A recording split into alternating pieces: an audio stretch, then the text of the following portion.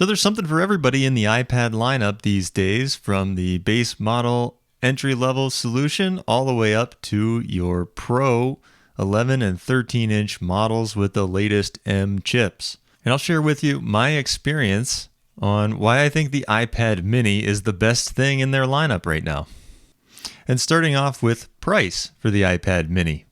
It commonly goes on sale. You can get a great deal. I picked mine up for, I think, $350 for the base 64 gigabyte storage model, space gray.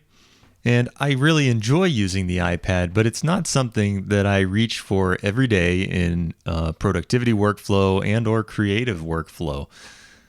So there's a lot of time that it spends just sitting on my desk or on my shelf.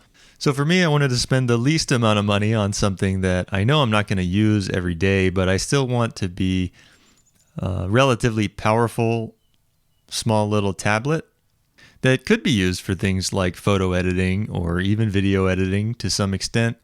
But mainly for me, this is an entertainment device. I definitely didn't want to spring for some spec of an iPad Pro that's going for $1,500 and up, if it's just going to sit on a desk for 50% of its life. Second thing is definitely form factor. The iPad mini strikes a great balance between a much better viewing experience than the iPhone. I'm still on the iPhone Pro. I haven't gone back to a max screen size, so that might change the equation a little bit. But it's definitely easier to pull up the iPad and read something in Apple News or watch a YouTube video, whatever.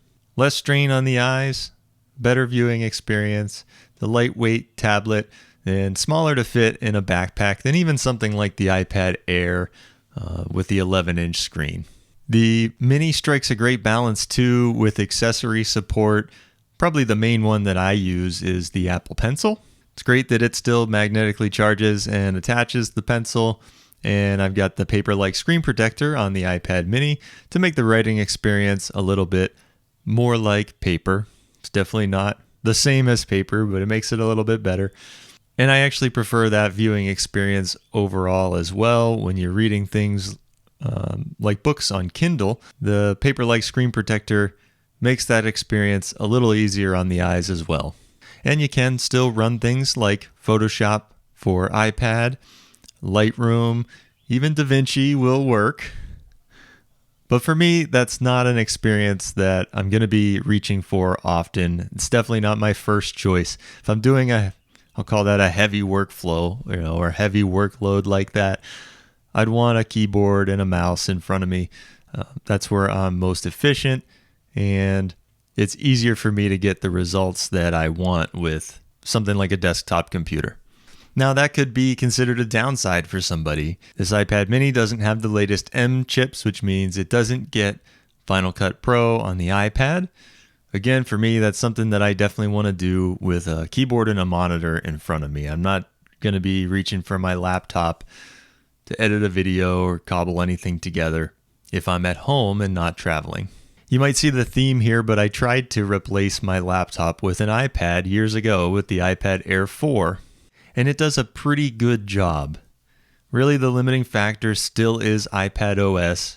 And actually, the more I used iPad, the more I appreciated the fact that those are two separate experiences. The desktop and laptop computing and the iPad OS touch interface experience are separate. And I think they're separate for a reason. I don't really see Apple trying to combine those or put Mac OS onto iPad with a touch interface, despite that being what a lot of people would like. And I think I have to shout out Meta, formerly Facebook, definitely still hates the iPad. And this is kind of a common theme, right? Apps that you use on your phone or your desktop every day may not have a great iPad app, which is kind of disappointing and kind of frustrating, especially if it's a paid app or service.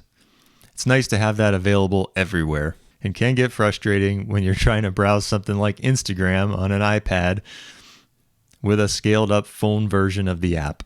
So I knew going into this purchase that something like an iPad Pro just wouldn't replace the desktop experience for me, so I didn't even try. Once you get into the iPad Pro and the Magic Keyboard, you're looking at thousands of dollars spent on something that you're still going to want a laptop or a desktop anyways, at least for me. And even the iPad mini with the A15 chip inside of it still has a lot of power if you really do need to push it and do some photo editing, video editing, taking raw files back and forth. It can do that, just not ideal. Small tasks like that for me, if I'm shooting a raw photo from my iPhone, I'm more than likely going to edit that raw photo directly on the iPhone. Right? Lightroom works on the iPhone, got things like Pixelmator as well.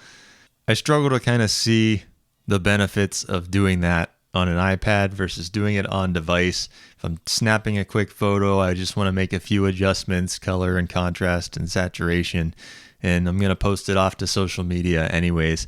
I don't need to add in an extra friction step of putting that onto another device, be it an iPad or a desktop, to edit before I post. So here I was lusting after the newest iPads that are rumored to get OLED screens, which would probably cost me my firstborn in order to afford one. I ended up buying the iPad mini to replace my iPad Air 4. I couldn't be happier with that decision. It's the perfect sized giant iPhone with everything I need and nothing I don't. So if you're still using an iPad mini 5th generation or 6th generation, and you've picked that up over any of the other models in the iPad lineup, let me know why and how you're using it in the comments down below. Until next time, catch you later.